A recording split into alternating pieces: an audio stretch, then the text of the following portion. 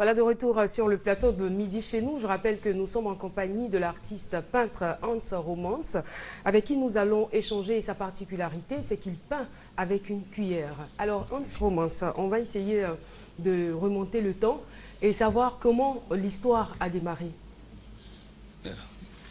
D'abord, je tiens à vous dire merci pour ce temps d'antenne que vous m'accordez. Bon. Au départ, il n'était pas prévu que je On remonte vraiment le temps, hein, parce que là, je le sens plongé dans ses souvenirs, les yeux fermés. Il n'était pas du tout prévu, comme je le disais, de devenir un jour peintre. Auparavant, j'avais voulu être magistrat à l'école primaire. Ah. Et c'est seulement en classe de seconde que j'ai vraiment nourri cet esprit-là. Avec l'aide d'une cousine qui était en son temps à l'INSAC. Et qui a dû découvrir un talent. Puisque pour la petite histoire, j'ai su dessiner même avant de formuler les premières lettres de l'alphabet. Sans blague. Et mon père avait gardé tout ce que j'avais fait à l'âge de 3 ans. Bon. Et quand elle a vu ces œuvres-là, elle était étonnée de voir un enfant de cet âge les réaliser. Et c'est là qu'elle m'a donné une piste, à savoir, écoute, tu serais le bienvenu dans ce monde de fous. Et je n'ai pas hésité. À la classe de seconde, j'étais tellement pressé que j'avais voulu me retrouver tout de suite à l'INSAC.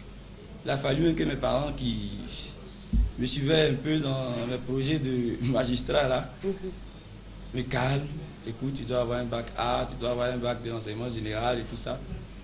Et par la suite, j'ai tout fait pour réussir le plus tôt possible le bac, puisqu'il fallait que je réalise mon rêve. Et après le bac, je n'ai même pas eu tout de suite la facilité d'être à l'INSAC. Je partais pour le concours quand déjà ça avait débuté. Il a fallu que j'attende et que je fasse même la communication pour que l'année suivante, je me retrouve à l'INSAC. Mais on va revenir sur l'après-bac. Mais je veux dire, déjà, est-ce que vous êtes passé par la maternelle? Non. À l'école primaire, comment ça s'est passé? Comment vos œuvres étaient présentées? Comment réagissaient vos instituteurs? D'abord, je souris parce que j'ai pas mal de souvenirs à ce niveau. Déjà à l'école primaire, je faisais la moitié même des dessins de mes amis avant de penser faire le mien. C'est-à-dire? Je me rappelle comme ça, un sujet qu'on nous avait donné au CE2 ou au CE1, on disait de dessiner le cadeau de Noël que nos parents nous avaient donné. Je me suis retrouvé avec des poupées, des voiturettes, pendant que moi-même, je n'avais plus d'idée pour représenter le cadeau que j'avais reçu. J'étais obligé même de mentir.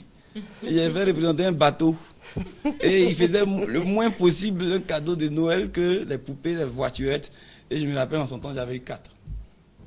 Alors que les autres, pour qui avait réalisé des œuvres là, se retrouvé avec 8, 9, tout ça, j'ai été bien puni. Et à ce moment-là, je veux dire, quel est le sentiment qui vous a animé? Qu'est-ce que ça a créé comme réaction en vous? Bon, rien de spécial. Le fait d'avoir eu 4? Bon, ça ne me disait rien. Parce que je ne nourrissais pas encore cette envie de devenir ce que je suis aujourd'hui. Ça n'a pas créé de sentiment de frustration, pas de sentiment de satisfaction? Oui, en regardant par exemple les notes qu'avaient eues vos amis par votre biais, vous n'étiez pas satisfait? Ou peut-être vous ne vous êtes pas posé des questions? Non, vous étiez trop jeune pour vous poser ce genre de questions. Voilà, trop jeune et trop sain. Ça n'avait pas trop d'importance pour moi. C'est cela. Oui. Et vous avez continué sur cette lancée? Oui. Et en classe de seconde, comme je le disais tantôt, j'ai eu l'envie de me retrouver à l'INSAC. Je voulais forcément suivre les traces de ma grande sœur. Et comme je l'ai dit là, après avoir passé une année en communication... Elle, qu'est-ce qu'elle fait à l'INSAC? Qu'est-ce qu'elle a fait? Elle a fait la sculpture. La sculpture, oui, ok. La sculpture. Et je me suis retrouvé un an après à l'INSAC. Bon, j'étais 4e même sur les centres de candidats que nous étions en 2004. C'est comme ça que je me suis retrouvé à l'INSAC. D'accord. Et là, vous arrivez à l'INSAC. Qu'est-ce qui va se passer? Bon, cette histoire-là me fatigue un peu. L'histoire vous fatigue? Oui. Je ne garde pas un très beau souvenir de l'INSAC. Ah, c'est rare d'entendre des artistes dire qu'ils n'ont pas de bons souvenirs de l'INSAC. Bon, je vais l'expliquer. J'étais le seul étudiant omis de la bourse en son temps. Le seul? Le seul. Sur les 189 que nous étions. Et les 4 années confondues. C'était pas du tout facile. La l'INSA, on ne peut pas s'en sortir sans la bourse. J'ai dû souffrir de cette histoire-là pendant au moins 2 ans. Pourquoi on ne peut pas s'en sortir sans la bourse? Tout simplement parce que le coût des matériels sont vraiment élevés. Sont vraiment élevés. J'étais arrivé à un stade où il fallait que je me rébelle. Et là, j'ai rangé tout ce qui me restait comme pinceau. Et je me rendais à l'école avec un couteau. J'espère que c'était pas pour agresser. Non, c'était juste mon couteau de... J'imagine, voilà, en sens d'une très grosse frustration, non, on n'est pas retenu pour la bourse, le seul candidat. Et là, juste après, il me dit, je partais à l'école avec un couteau. Attention là, c'était pourquoi? Je vais l'expliquer. Bon, certes, je me rébellais un peu, mais ce n'est pas dans le sens de la violence.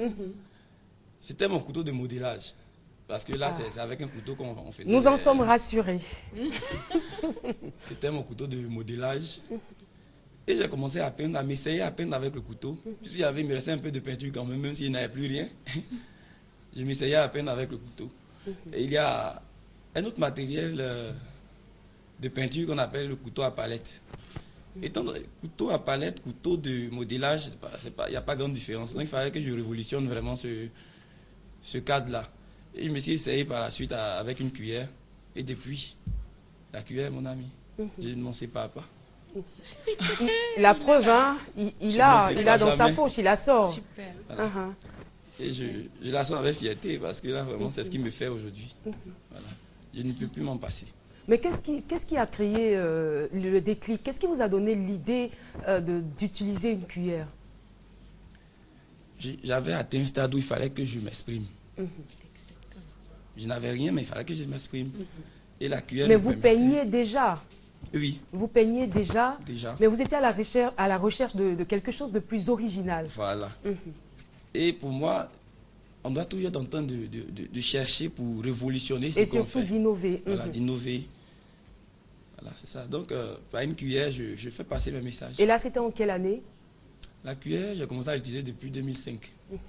Depuis 2005. 2005. Et quel est le résultat? On va le constater ensemble par le génie de notre réalisateur.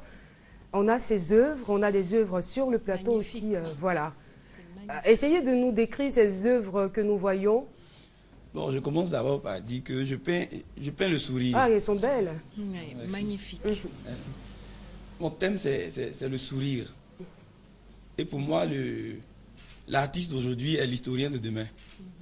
Il a fallu que nos ancêtres représentent des gens qui vivaient de la cueillette, de la pêche et autres, là, pour qu'on sache aujourd'hui que nos ancêtres vivaient de tout cela. Donc moi, je réalise des scènes contemporaines. Et là, j'ai essayé de représenter 4 dames là. Chacun peut donner son avis. Je m'arrange à représenter une femme qui serait, pourquoi pas, du centre. Après, on voit une femme qui une femme du là. En fait, j'ai essayé de représenter les 4 grands groupes. Mais là, moi, ce que je vois, c'est des femmes très modernes. Ah oui, modernes. Modernes, mais le nom du tableau même d'abord, c'est Nzassa Sourire. Pourquoi Nzassa Sourire?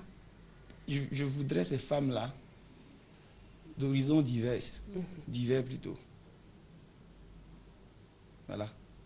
C'est-à-dire, dans mon entendement, j'ai voulu représenter des femmes qui ne viennent pas forcément de la même région de la Côte d'Ivoire. Voilà. D'accord. Moi, je veux savoir, à quel moment de votre travail vous utilisez la peinture, la cuillère, pardon. Est-ce que c'est la cuillère qui vous aide à réaliser tout ce que nous voyons ou la cuillère, c'est juste pour les finitions? Bon, après le crayonnage, d'accord, j'utilise la cuillère jusqu'à la fin. Jusqu'à la fin. Je peux avoir recours au pinceau juste pour finir ou bien bon, pour faire quelques traits plus fins. Sinon, j'utilise la cuillère à 90%, 95%, voire même à 100%, quand je suis très inspiré. Là on a 2 images. Oui. Voilà, l'image est passée, mais par exemple, cette image, on voit une dame qui sourit et une autre qui ne sourit pas. Bon, ça, j'ai essayé de représenter... D'abord, le titre du tableau, c'est tendance. c'est des filles qui se retrouvent dans la rue, des filles de joie. Voilà. C'est-à-dire, je les ai représentées pas forcément pour les juger. Hein.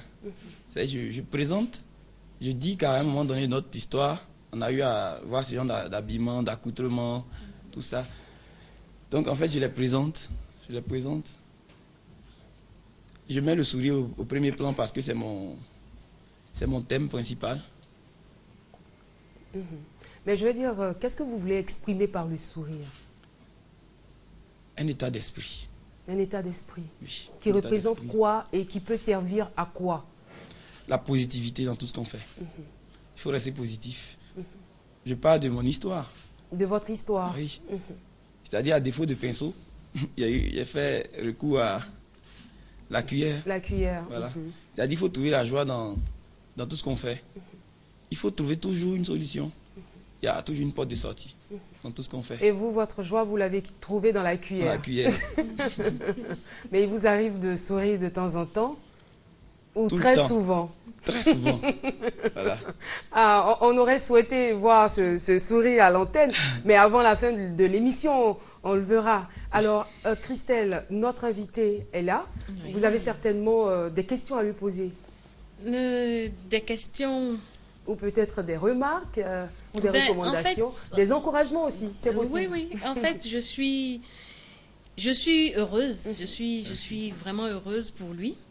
Et je suis heureuse qu'il soit là par rapport après au thème que nous allons débattre. C'est l'illustration parfaite de mon thème. C'est clair. Et donc, vous savez, ce à quoi je pense, c'est qu'il est capable de vous dessiner, de vous peindre à cause de votre joli sourire. Merci. En tout cas, j'aime beaucoup sourire. Ça me met la joie au cœur, ça m'aide à positiver. Et il dit de très belles choses. Il fait de magnifiques dessins, de magnifiques tableaux avec sa cuillère. C'est vraiment impressionnant. C'est impressionnant. Je l'encourage, qu'il persévère. Merci. Et puis, je pense qu'il y a un bel avenir pour lui, franchement. Merci. Bel avenir. Merci. Hans Romance. Oui. Ça devait être ma première question. Oui. Je reviens, j'ai pas oublié. Hans Romance, pourquoi? Hans Romance. Il y a certainement une histoire attachée à ce nom. Oui, une histoire quand même. Hans, le diminutif d'Anselme, Hans. D'accord. Romance, bon ça c'est encore de l'histoire. Dites-nous tout. Romance, c'est une langue qui était parlée en Europe. Je dirais même que c'est l'ancêtre du français.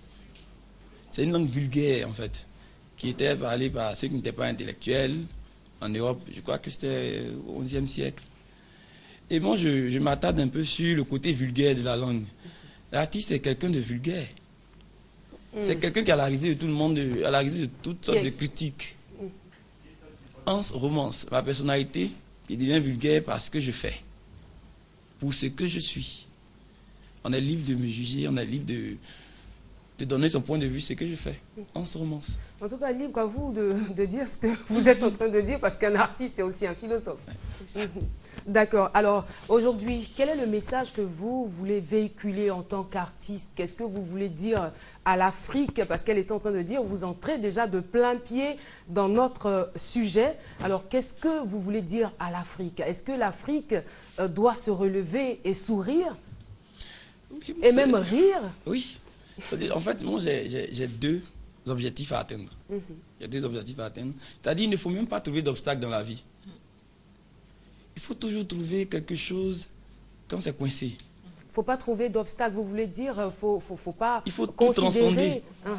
Il faut surpasser les obstacles. Il ne faut pas avoir de limites. Il ne faut pas avoir de limites, ça c'est la première des choses. Et le sourire qui vient en appoint pour juste dire qu'il faut rester positif dans la vie. C'est la positivité qui va relever l'Afrique. C'est la positivité. C'est-à-dire le courage qu'on doit joindre à la positivité. Merci d'avoir donné la conclusion